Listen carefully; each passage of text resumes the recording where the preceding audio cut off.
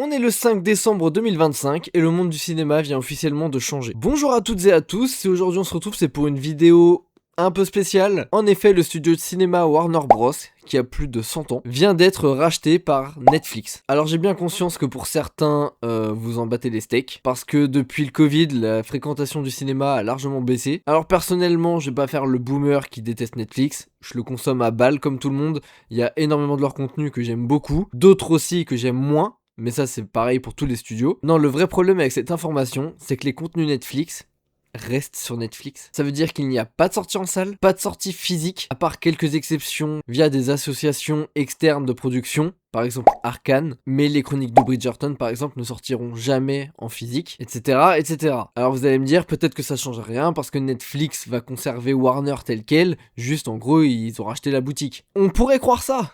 Sauf que ils ont déjà annoncé que non. En effet, je crois que c'est le patron de chez Netflix qui a déjà fait un communiqué pour dire que le champ des sorties annuelles va baisser, tout simplement. Et ça va impacter quoi d'autre ? Les sorties Blu-ray, DVD, Steelbook, 4K, tout ce que vous voulez. Pourquoi ? Bah parce qu'après une diffusion en salle pour les quelques films qui sortiront encore en salle, qu'est-ce qui se passera ?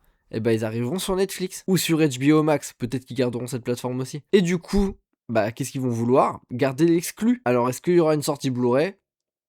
Peu de chance. Bon, dit comme ça, on a l'impression que j'ai enterré un parent, mais en vrai, pour tous les fans de ciné, c'est quand même un drame. C'est peut-être une future relique que j'ai sur la tête. Honnêtement, je suis triste.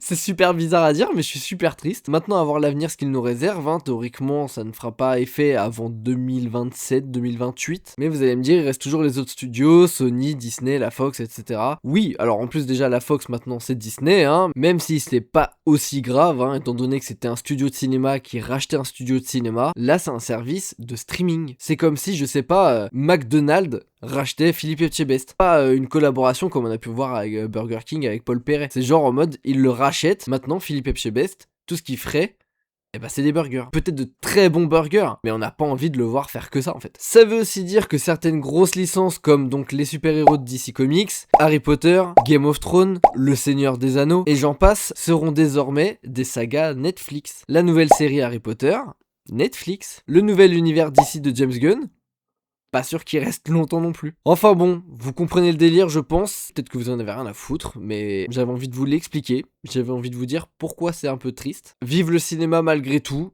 Netflix, j'espère que vous gérerez l'affaire comme des princes, et que vous donnerez tort à tous les médisants comme moi. En plus, Netflix a quand même la faculté de laisser leurs réalisateurs s'exprimer à 100%. Je pense notamment à David Fincher qui bosse que pour eux maintenant, à Zack Snyder, et même justement Guillermo del Toro. Mais bon,